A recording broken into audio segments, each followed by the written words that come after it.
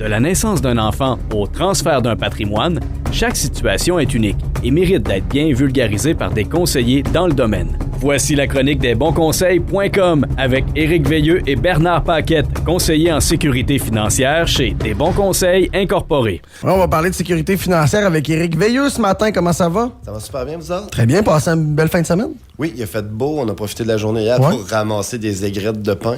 Ah oui? Le rêve américain. Oui? Pour ramasser des aigrettes de pain? Oui. OK. Les pains, ça perd ses aigrettes. Oui. Hein? C'est pas vrai que ça reste... que ça perd pas ses... Ouais, c'est comme les feuilles, ça. Exactement. OK, ça fait se que ramasse bien. Du ramassage de terrain. Oui, mais c'est correct. Il a fait tellement beau. Oui, Là. tout à fait. Ce matin, Éric, on va aborder un sujet qui est controversé, me dit-on, mais encadré quand même. Exactement. On parle d'un sujet qui est un petit peu plus tabou, oui. mais qui met les chances en la faveur de l'investisseur puis qui peut pas nuire à l'autre personne. On va parler de prendre une assurance sur la tête de ses parents. Et là, j'entends le monde dans le char faire quoi? Ouais. Moi, je savais même pas que ça se pouvait avant les 10 dernières minutes. Moi non plus. Mais de la façon qu'on a discuté un peu avant d'entrer en onde, tu fais comme, ah, OK. C'est quand même... tu peux pas faire ça n'importe comment. Là. Premièrement, il faut que tu aies un lien assurable. Donc, tes parents, ou un collègue d'entreprise ou quelque chose comme ça. Mais on va vraiment y aller sur l'assurance des parents. OK. D'un, il faut que tes parents veulent. Parce que d'un, il faut que l'assuré soit au courant que tu vas prendre une police sur sa tête. Parce que, comme je dis souvent, prendre une assurance sur la tête de ses parents, ça veut pas dire papa, maman... il s'étouffe avec une graine de toast, puis tu lui dis, va vers la lumière. Là. Non. Tu souhaites pas le décès. Tu souhaites pas le décès de tes parents nécessairement, mais on sait très bien qu'en probabilité, logiquement, les parents devraient partir avant l'enfant. Théorie. Avant l'enfant. Puis ce que le monde néglige souvent, c'est que mon père a 500 000 $ de REER. Quand il décède, ça va à la mère, c'est correct. Oui. Quand la maman va décéder, mettons qu'il y a encore 500 000 de REER, il y a une loi fiscale qui dit que tu es réputé avoir payé tes impôts 1 minute avant de mourir. OK. Fait que ton 500 000, il vient de dropper à 250 000 automatiquement. Ouais. Fait que si tes parents disent c'est ça, je veux te laisser, ben c'est correct, c'est très bien, c'est beaucoup d'argent pareil, $250 000. Quand même. Par contre, c'est plate de payer de l'impôt. Donc, les assurances peuvent servir à payer l'impôt aussi au décès des parents. OK. Fait que là, dans le fond, le processus, c'est vraiment de prendre une assurance sur la tête de tes parents. Tu peux la prendre au premier ou au deuxième décès. Okay. Ça veut dire que quand ta mère, ton père, il va décéder, ben, si tu as assuré ta mère et ton père, ben, tant que ta mère ne sera pas décédée, tu n'auras pas l'argent aussi. Mais tu peux pas faire ça n'importe comment. Faut qu'ils soient d'accord. Moi, je peux pas arriver, mettons, là, dire, moi, je vais assurer, je vais prendre une assurance sur Vincent ici en studio. Premièrement, tu n'as aucun lien assurable avec lui, donc il n'y a pas une compagnie d'assurance qui va y aller. Ça sert à rien. Je pourrais pas faire ça. Tu peux pas assurer Pierre-Jean-Paul qui passe dans la rue. Mais non, parce que là, à un moment donné, ça finira pas. Exactement. Les gars, ils assurent 15 personnes. Il a l'air d'avoir de l'argent. Il va pas prendre une assurance sur lui. Non, mais il n'y a pas besoin d'avoir de l'argent. Il a surtout de l'air d'être encore en santé pour combien d'années.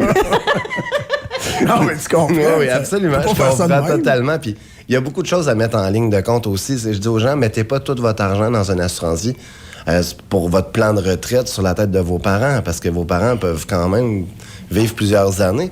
Puis c'est pas un plan de secours. Il faut être capable de la payer pendant le temps que les parents sont en vie. Donc, il faut quand même avoir l'argent pour mettre ses REER de côté, mettre ses CELI de côté, avoir du cash flow sur une marge de crédit qui est l'hypothécaire ou des choses comme ça, pour avoir toujours de l'argent. C'est comme un plan. C'est comme le plan de dire, OK, j'ai réussi à mettre de l'argent dans mes REER, j'ai de l'argent dans mes CELI, je suis peut-être rendu à ce projet-là. OK. Puis là, comment on fait pour débuter ce processus-là? Comment ça fonctionne? La première des choses, c'est de s'asseoir avec ses parents et leur en parler. Parce que les parents vont dire, voyons, tu veux ma mort, tu veux ma mort. Ouais, c'est ça. Par contre, comme je dis quand même assez souvent à ma clientèle, c'est quoi la première chose qu'on fait quand notre enfant vient au monde? On prend une assurance vie sur sa tête. Oui. On souhaite-tu sa mort nécessairement? Non. C'est qu'on dit, il y a des probabilités que ça puisse arriver. Puis pourtant, on n'est pas... Logiquement, on devrait, comme parents, survivre à nos enfants. Je veux dire, nos enfants devraient nous survivre, c'est ça que je veux dire. Par contre, l'effet inverse, c'est qu'on dirait qu'on souhaite la mort de quelqu'un pour s'enrichir, mais c'est pas ça. C'est juste qu'on joue les probabilités, c'est de l'investissement, parce que faut quand même calculer, là, si tu calcules, la prime est tellement chère versus l'âge du parent, Puis t'arrives, ça te donne un rendement d'1%, tu fais moins que l'inflation, c'est pas rentable. Non. Fait qu'il faut que tu calcules des choses comme ça. Ça prend un parent qui est en santé. Idéalement, on sait très bien qu'un parent de 65 ans non-fumeur va coûter beaucoup, beaucoup moins cher qu'un parent de 65 ans fumeur. Assurément. Puis il faut qu'il soit assurable, comme tu viens de dire, assurément, parce que c'est beau le projet, mais les banques, là, les compagnies d'assurance veulent savoir si le parent est en santé. Donc, ça demande quand même une démarche à réfléchir. Là. C'est pas un billet de loterie, vraiment pas. Là. C'est un investissement qui est alternatif au REER, au CELI. Puis il faut que ça soit fait, premièrement, dans le respect. Parce que on le sait, c'est quand même c'est un dossier qui est particulier. C'est touché, là, en bon français. Absolument. Mais combien de parents disent, voyons donc, vas-y, si toi, t'as moyen de le faire, moi, ça va me faire plaisir, puis je sais que tu souhaiteras pas ma mort pour ça. Mais les probabilités sont là que je décède avant toi, puis toi, si ça peut t'aider dans la vie ou aider mes petits-enfants, on y va. On y va, puis faut pas oublier qu'une assurance-vie, quand c'est fait au privé, c'est non imposable. Fait que si tu as pris un contrat de 100 000 sur la tête de tes parents, puis arrive un décès, c'est 100 000 net. C'est 100 000 qui rentrent, que tu n'as pas d'impôt à payer dessus, que tu peux réinvestir, tu peux clairer une dette. C'est un moyen alternatif. Oui, c'est un moyen. C'est un moyen. Mais c'est pas souhaiter la mort du parent. Faut vraiment pas. Si c'est ça, vous le faites pour les mauvaises choses. Tout à fait. C'est pour ça que j'ai dit qu'à matin, on allait avoir un sujet qui est un petit peu plus tabou. Oui. Mais c'est le fun d'aller dans d'autres choses, des fois, que le fameux REER, le fameux CELI. Les gens veulent entendre parler d'autres choses aussi. Oui, puis ça existe. Ça existe, puis on le fait. Assurément, il y a du monde, encore là, il y a du monde qui en parle à quelque part. J'ai des clients qui viennent me voir avec leurs parents, puis c'est les parents, des fois, qui ont eu l'idée. OK. Parce que souvent, c'est les parents qui vont l'amener à l'enfant aussi. Tu pensais à ça, t'as l'affaire. Tu sais, je suis encore en forme, puis tu pensais à ça. Souvent, c'est les parents qui me demandent, hey, mettons mon gars prendre une assurance sur ma tête, c'est-tu faisable? Du coup, moi, je restais saisi, là. Je comprends, parce que c'est pas... C'est ça. Ça fait, on dirait qu'on souhaite la mort de quelqu'un, mais c'est pas ça. Non, je comprends. C'est comme je dis, quand t'assures ton enfant, tu souhaites pas qu'il décède. T'assures ton parent, tu souhaites qu'il vive le plus longtemps possible. C'est pour ça qu'il existe aussi des polices d'assurance qui vont être payées, mettons, dans 20 ans. Tu te dis, je paye pendant 20 ans. Dans 20 ans, j'ai fini de payer. Quand mes parents soient vivants ou encore pas vivants, puis là, après ça, il y a le jeu des probabilités. S'il arrive un décès prématuré, parce qu'il en arrive des décès prématurés, il arrive un décès au bout de 3 ans, il arrive quelque chose de malheureux aux parents, c'est un investissement qui a été ultra rentable. Et comme tu le disais, il y a plusieurs critères à respecter là-dedans. On fait ça avec une très bonne analyse de besoin. C'est sûr. On analyse le portefeuille du client qui est capable de le payer, qui est capable de quand même prendre ses REER et ses CELI, puis qui ne se sentira pas étouffé, puis que si une année, il n'est pas capable de payer, il y a un plan B pour payer la police. Parce que si tu as un an sans la payer, la police, ça tombe. Tu as tout mis ton argent dans le beurre. C'est vraiment un plan B, C, là. Oui, puis tu disais, il faut que ça soit combiné, là. Tu peux pas juste avoir ça... pour ton plan de retraite. C'est à cause que si ton père décide qu'il vit à 105 ans puis tu as 20 ans de différence avec, tu vas prendre ta retraite à 85. Oui, c'est ça. Ça te prend quand même un investissement dans des REER, dans des CELI, dans autre chose. Absolument. C'est de faire l'analyse des besoins, puis il arrive des moments que certains clients, ça se présente. Peut-être qu'il y a des gens matin qui sont dans l'auto qui disent moi, ça peut être intéressant. Puis il y en a d'autres qui disent jamais je vais aller jamais je ferais ça, c'est ça.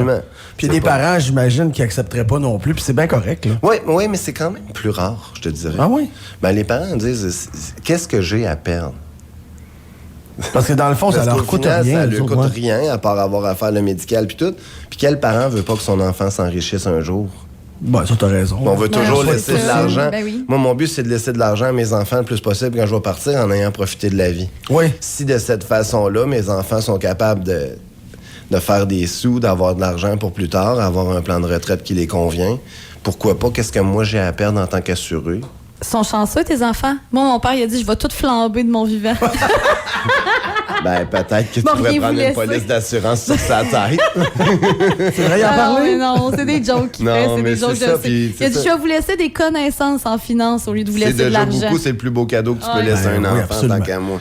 Éric, si les gens veulent prendre l'information concernant ce genre de produit-là ou peu importe quoi, on fait appel à votre équipe, desbonsconseils.com. Desbonsconseils.com, puis gênez-vous pas venir voir notre chaîne YouTube. Toutes les chroniques sont là.